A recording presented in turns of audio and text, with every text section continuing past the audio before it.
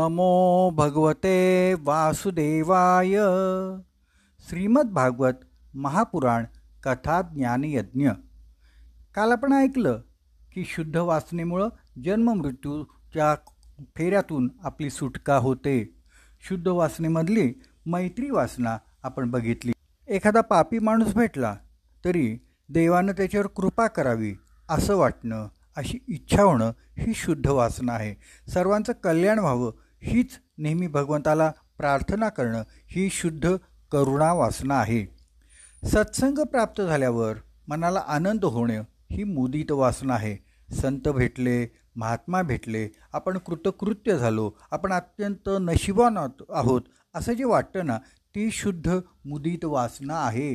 एखादी पापी व्यक्ती समोरून जवळ आली तर तिची उपेक्षा करून आपण सन्मार्गानंच पुढं वाटचाल करत राहणं ही शुद्ध उपेक्षा वासना आहे. भागवताच्या या सप्तम स्कंधामध्ये 15 अध्याय आहेत. त्याचे 5+5+5 असे 15 अध्याय आहेत. पहिल्या 5 अध्यायामध्ये असुर वासना, नंतरच्या 5 अध्यायामध्ये दैवी वासना आणि नंतरच्या 5 अध्यायामध्ये मानुष वासना दाखवलेल्या आहेत. असुर वासनेमध्ये हिरण्यकशिपूचं चरित्र येतं, दैवी वासनेमध्ये प्रल्हादाचं चरित्र येतं आणि मानुष वासनेमध्ये नारद आणि युधिष्ठिरांचा संवाद येतो. सप्तम स्कंध हा प्रल्हाद चरित्र ह्यामध्ये आहे म्हणून प्रकट झालेला नाही आहे. हिरण्यकशिपूचं चरित्र सांगण्यासाठी हा सप्तम स्कंध प्रकट झाला आहे. पण प्रल्हाद चरित्र, हिरण्यकशिपूचं चरित्र प्रकट करणं ह्यासाठी सप्तम स्कंध प्रकट झालेला नाही. तर युधिष्ठिर नारद संवादातून मानवी जीवनात गृहस्थ आश्रम मानवी जीवनाला कसा धन्य करतो हे सांगण्यासाठी सप्तम स्कंध प्रकट झालेला आहे. परमात्मा जर सम आहे तर त्याने इंद्राची बाजू कशी काय घेतली, या परीक्षिताच्या प्रश्नानं हा स्कंद सुरू होतो. परमात्मा विषमतेनं का बरं वागतात? राजसूय यज्ञामध्ये शिशुपालाचा वध झाल्यानंतर शिशुपालाच्या देहातून दिव्य ज्योत बाहेर पडली आणि ती श्रीकृष्णांच्या देहात विलीन झाली. हे बघून युधिष्ठिरांना मनात शंका आली म्हणून त्यांनी नारदांना विचारलं, हे असं का घडलं? तेव्हा नारदांनी जे उत्तर दिलं तेच मी तुला सांगतो असं शुकमुनी सांगतात. हिरण्यकशिपूच्या पोटी प्रल्हाद जन्मला. या कुळात एकाड एक चांगल्या वाईटांनी जन्म घेतलेले आहेत.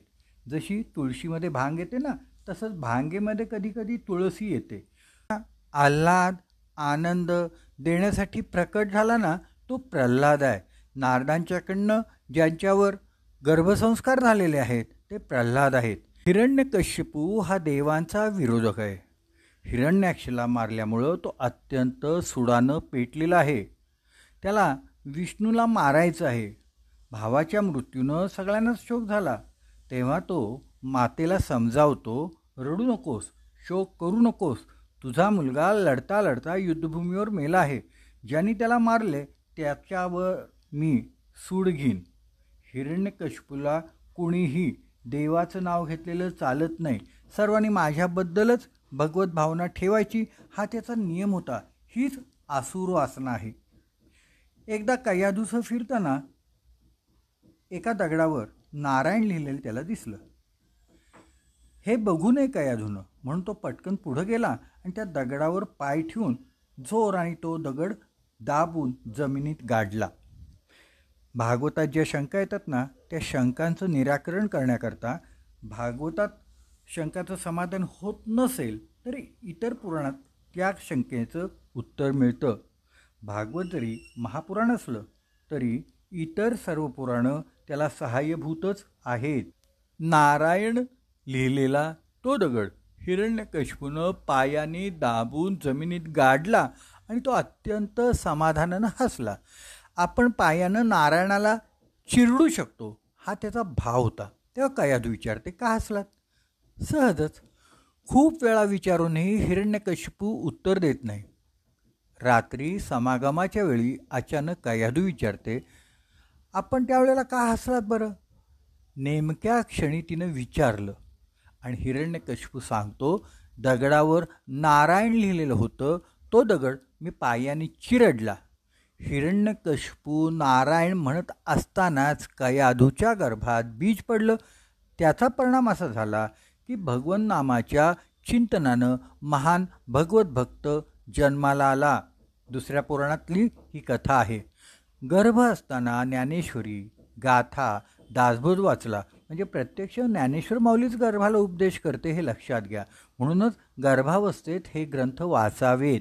नंतर या गर्भावर नारदांच्या आश्रमातही उत्तम संस्कार झाले आणि त्यामुळंच प्रल्हाद जन्मला. आणि मोठा झाल्यावर प्रल्हादाला शिकवण्यासाठी शुक्राचार्यांचे पुत्र षंड अमरकांची नेमणूक झाली आणि शिक्षण सुरू झालं.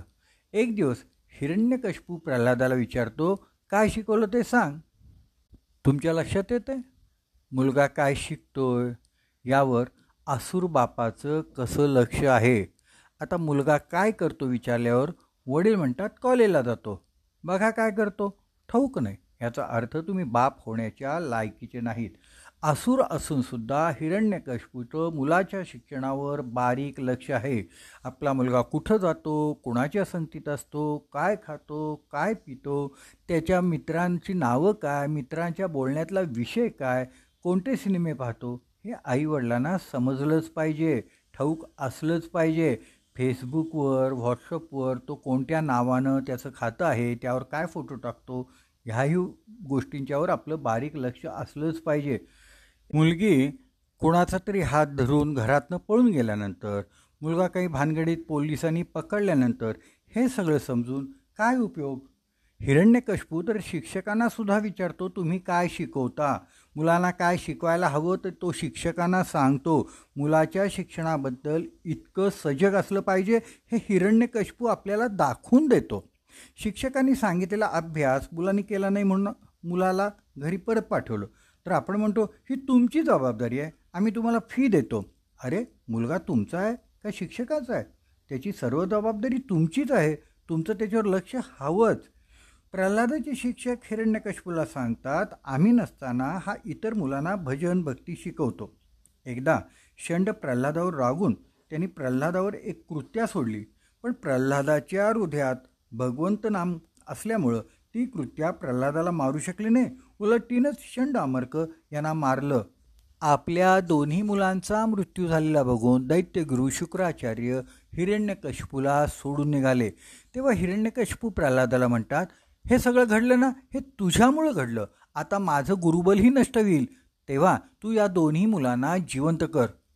ज्या आपल्या वडिलांनी आपल्याला अनेक वेळा अनेक प्रकारे जीवे मारण्याचा प्रयत्न केला होता, त्या वडिलांच्याबद्दल प्रल्हादाच्या मनात कोणताही द्वेष नव्हता. म्हणून लगेच सांगितल्यावर प्रल्हादाने आचमन केलं आणि तो म्हणतो, हे नारायणा, माझ्या मनात षंड अमर्क यांच्याबद्दल कोणताही कणभरही द्वेष नसेल तर त्यांना जिवंत कर. आणि षंड अमर्क जिवंत झाले. प्रल्हादाच्या या दैवी वासना आहेत. प्रल्हाद चरित्र हे आपल्याला दैवी वासनांचं दर्शन घडवतं. यानंतरच्या 5 अध्यायामध्ये मानुष वासनांचं दर्शन होतं. आम्हाला आमचं हित कशात आहे हेच कळत नाही, त्यामुळं काय केलं पाहिजे, कोणाचा आश्रय घेतला पाहिजे हे समजत नाही. कारण आपण भगवंतांचं चिंतन मनन स्मरण करायचं विसरूनच गेलेलो आहे.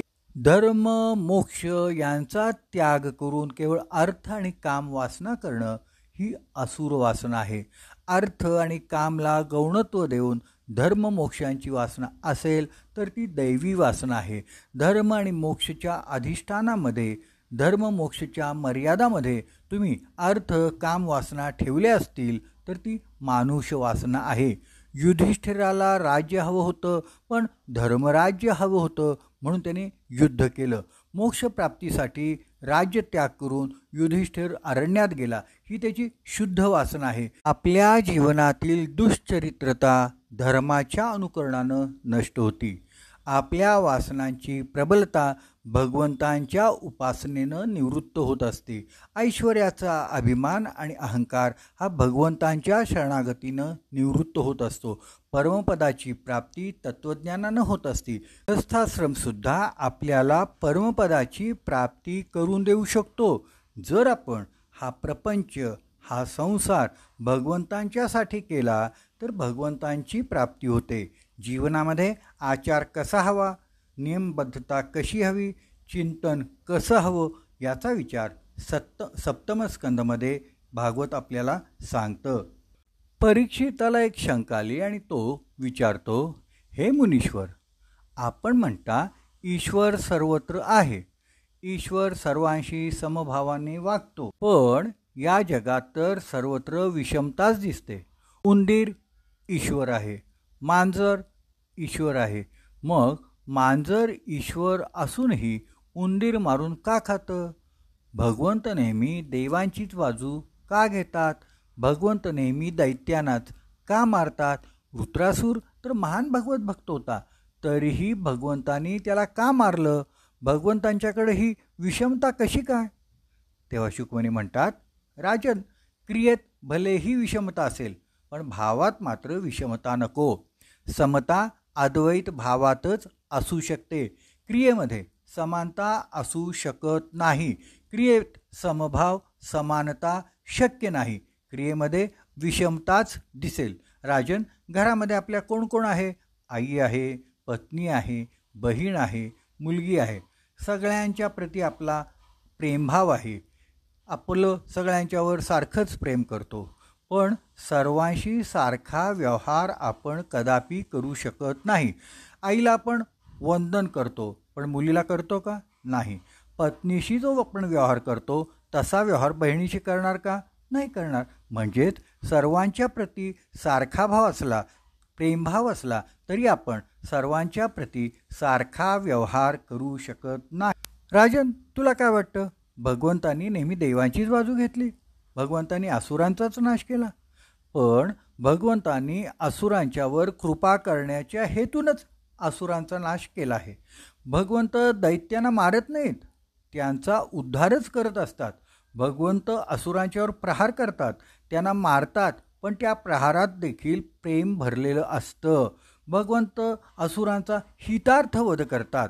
भागवतकारांनी इथं वधाचा वेगळाच प्रकार सांगितलेला आहे. कसला वध? तर हितार्थ वध, म्हणजे ज्याचा वध करायचा आहे त्याचं हित व्हावं या भावनेनं त्याचा वध केलेला आहे.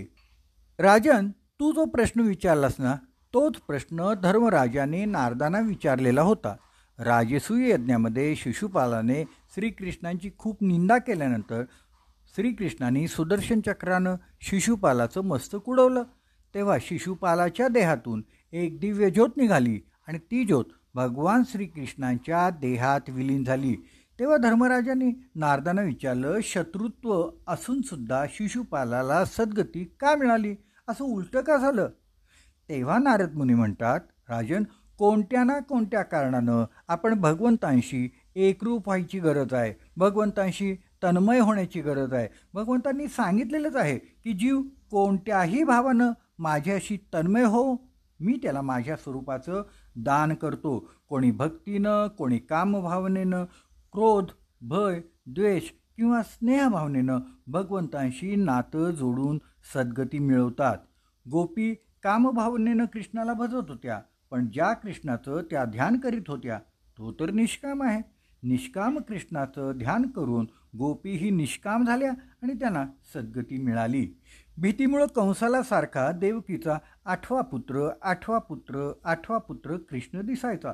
सतत कृष्ण आत्ता इकडून येईल, कृष्ण येऊन मला मारेल, कृष्ण तिकडून मला येऊन मारेल, हे कृष्णाचं सतत तो चिंतन करून सायुज्य मुक्ती त्यांनी प्राप्त केली. शिशुपाल आणि दंतवक्र हे सामान्य दैत्य नव्हते, ते भगवंतांचे जय विजय पार्षद होते. मग नारदाने धर्मराजाला जय विजयच्या 3 जन्मांची कहाणी थोडक्यात सांगितली.